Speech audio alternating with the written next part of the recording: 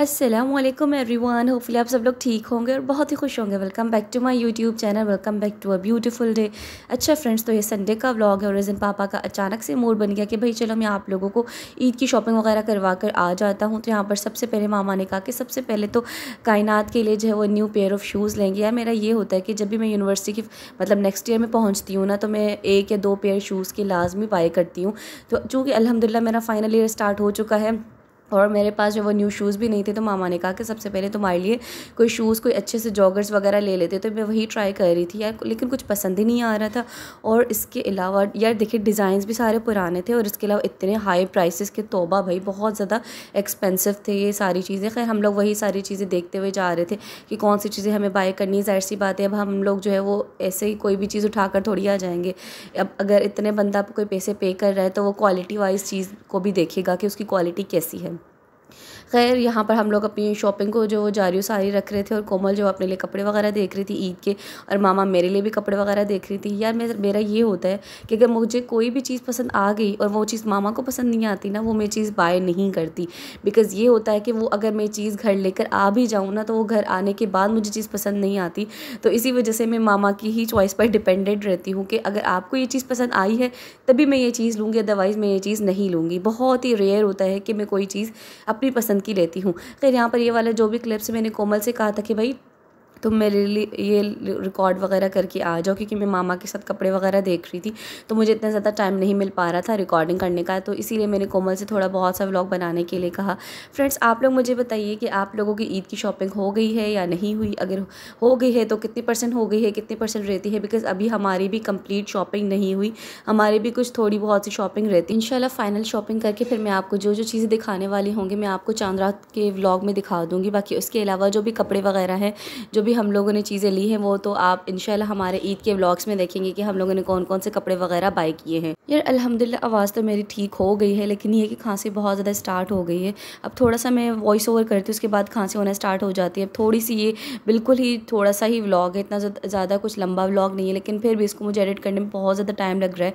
Because थोड़ा सा मैं वॉइस ओवर करती हूँ, फिर से खांसी होना स्टार्ट हो जाती है। तो यही सारे सीन्स हैं। आप लोग मेरे लिए दुआ करें कि अल्लाह ताला मुझे खांसी से बचाए। बिकॉज़ खांसी जो है ना बहुत ज़्यादा जानलेवा होती है, लंग्स में, पूरी चेस्ट में पेन होना स्टार्ट हो जाता है। खैर यार, एक तरफ हमें जो है वो ईद के आने की बहुत ज़्यादा एक्साइटमेंट है, बहुत ज़्यादा खुशी है, तो दूसरी तरफ रमज़ान के जाने का भी थोड़ा सा दुख है कि फिर या नसीब हमें रमज़ान, पता नहीं नसीब होगा या नहीं होगा। हर साल रमज़ान तो आता है, लेकिन क्या पता कोई इंसान मौजूद हो, नहीं हो, किसी की कितनी ज़िंदगी है। तो हम लोग ये कहते हैं ना कि रमज़ान मेहमान है, तो यार रमज़ान मेहमान नहीं है, मेहमान हम लोग इंसान ही है। रमज़ान तो हर साल अपने टाइम पर आता रहेगा, लेकिन ये है कि हम इंसानों की कोई गारंटी नहीं है कि हम लोग होंगे रमज़ान के लिए या फिर नहीं होंगे। तो यार जितना हो सके अल्लाह ताला की इबादत करें, नेकी करें, नेकी के काम करें और ख़ुद को बुराई से रोकें, ख़ुद को यार जेलसी से रोकें, हसद से रोकें। जितना हो सके नेकी के काम करें और लोगों के काम आएँ। खैर यहाँ पर इफ्तारी का टाइम ऑलमोस्ट हो चुका था और हम लोग जो है वो दूसरी मार्केट आ चुके थे यहाँ पर। तो पापा ने कहा कि भाई इफ्तारी होने वाले, तुम लोगों के लिए कुछ बाय कर लेते, तुम लोगों को रोज़ा भी है। तो पापा वही हम ख़रीद कर दे रहे थे। यहाँ पर मैं सारा कुछ रिकॉर्ड कर रही हूँ। यार इतना कुछ प्यारा मौसम लग रहा था और सारा माहौल भी बहुत प्यारा लग रहा था। लाइक हर कोई जो है ना वो शॉपिंग के साथ साथ अपनी इफ्तारी के उसमें भी था कि हमें इफ्तारी करनी है और जगह ही ढूंढ रहा था और चीज़ें ख़रीद रहा कि हमें ये चीज़ें जो है वो इफ्तारी के लिए लेनी है। खैर हम लोग भी साइड पर खड़े हो गए और पापा ने हमें भी जो है वो इफ्तारी के लिए नींबू पानी वगैरह और पकोड़े वगैरह लेकर दे दिए। इफ्तारी करने के बाद फिर हम लोग अगेन चले गए, क्योंकि पापा ने कहा कि मैं आप लोगों के साथ एक ही दफ़ा आया हूँ, जो भी शॉपिंग करनी है एक दफ़ा कर लें। लेकिन भाई हम औरतों के एक दफ़ा कहाँ शॉपिंग होने वाली है, इसलिए पापा से हम लोगों ने कहा कि भाई चले अभी आपकी खुशी के लिए हम लोग एक दफ़ा में शॉपिंग कर लेते, फिर अगर कुछ चीज़ें रह गई तो दोबारा से आ जाएंगे आपके साथ, आप मना थोड़ी करेंगे हमें।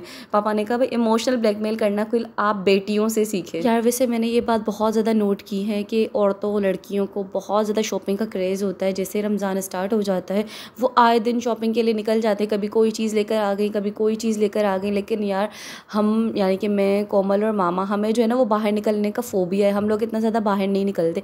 हमारा ख़ुद का भी ये होता है कि यार अगर हम लोग निकले हैं बाहर तो जितना हो सके मैक्सिमम शॉपिंग करके आ जाएँ, ताकि नेक्स्ट टाइम ज़्यादा निकलने की ज़रूरत ना पेश आए। लेकिन वही वाली बात आ गई कि एक दफ़ा में शॉपिंग जो है वो कंप्लीट नहीं हो सकती।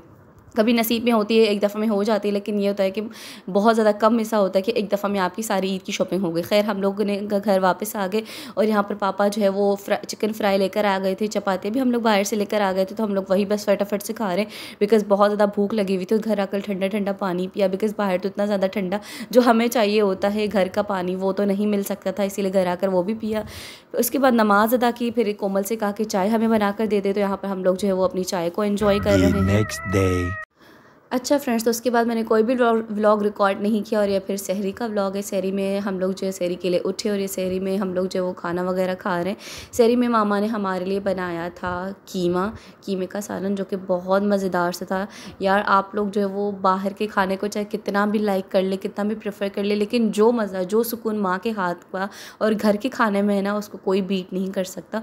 और यहाँ पर कोमल का मूड कुछ ख़ास अच्छा नहीं था, इसीलिए मैंने उसकी तरफ जो है वो कैमरा घुमाया, लेकिन उसने अच्छा रिस्पॉन्स नहीं दिया। फिर मैंने सोचा कि भाई छोड़ो और जल्दी जल्दी से अपनी सहरी करते हैं। यार वैसे सहरी में तो यही होता है कि कभी कभार मेरा भी मूड बिल्कुल भी अच्छा नहीं होता। काफ़ी दफ़ा मैं खुद सोचती हूँ कि मैं सहरी में उठकर लाइव व्लॉग रिकॉर्ड करूँगी, या फिर काफ़ी सारा दफ़ा यही होता है कि मैं व्लॉग बनाना स्टार्ट करूँगी, लेकिन बिल्कुल भी अच्छा मूड नहीं होता, बहुत ज़्यादा आंखें भरी हुई होती है नींद से, तो मैं अच्छा सा व्लॉग रिकॉर्ड नहीं कर पाती। खैर उसके बाद फरहान को भी आप लोगों ने देख लिया माशाल्लाह से, वो भी कुरान पाक की तिलावत कर रहा है।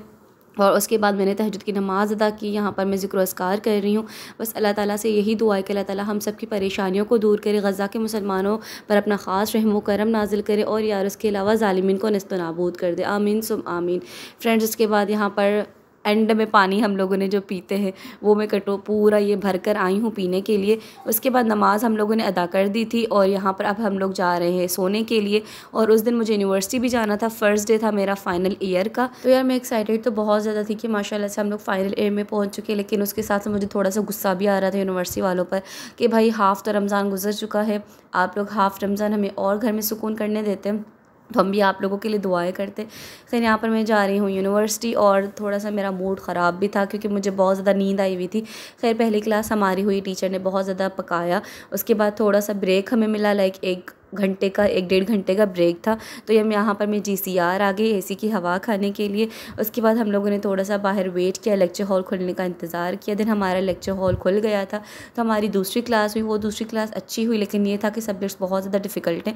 बस अल्लाह ताला से दुआ है कि अल्लाह ताला हमें कामयाब करे। फिर मैंने ज़िशान से कॉल की कि आप मुझे लेने के लिए आ जाओ, लेकिन उस बेचारे को थोड़ा सा काम था, तो मैं यहाँ पर रिक्शे के थ्रू जो है वो घर जा रही हूँ। बिकॉज़ आप लोग धूप चेक कर सकते, बहुत ज़्यादा धूप थी, तो मैं जो है वो लोकल रिक्शा से नहीं जा सकती थी घर वापस आई, थोड़ा सा रेस्ट किया, नमाज़ अदा की। तो यहाँ पर बच्चों के आने का टाइम हो गया था, बच्चों को मैंने पढ़ाया। बच्चों के बस लास्ट से पेपर्स चल रहे थे, लाइक नाजरा वगैरह, ड्राइंग, यही सारे पेपर्स थे उनके। और अल्हम्दुलिल्लाह अब तो उनके पेपर सारे डन हो चुके हैं, मेरे भी पेपर्स हो गए, उनके भी पेपर्स हो गए, तो बहुत ज़्यादा सुकून में है ज़िंदगी। उसके बाद मैंने कुरान पाक की तिलावत की। तो फ्रेंड्स ये था मेरा आज का छोटा सा व्लॉग, होपफुली आपको पसंद आया होगा।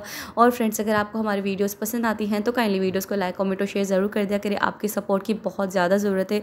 इंशाल्लाह ताला नेक्स्ट व्लॉग में आप लोगों से मुलाकात होती है, तब तक के लिए आप लोग मुझे और मेरी फैमिली को अपनी दुआओं में याद रखिए, अपना ढेर सारा ख्याल रखिए, पॉजिटिविटी फैलाए, गज़ा के मुसलमानों को अपनी ख़ास दुआओं में याद रखिए। चैनल को लाजमी सब्सक्राइब कर लीजिएगा। अल्लाह हाफ़िज़, टेक केयर, गुड बाय।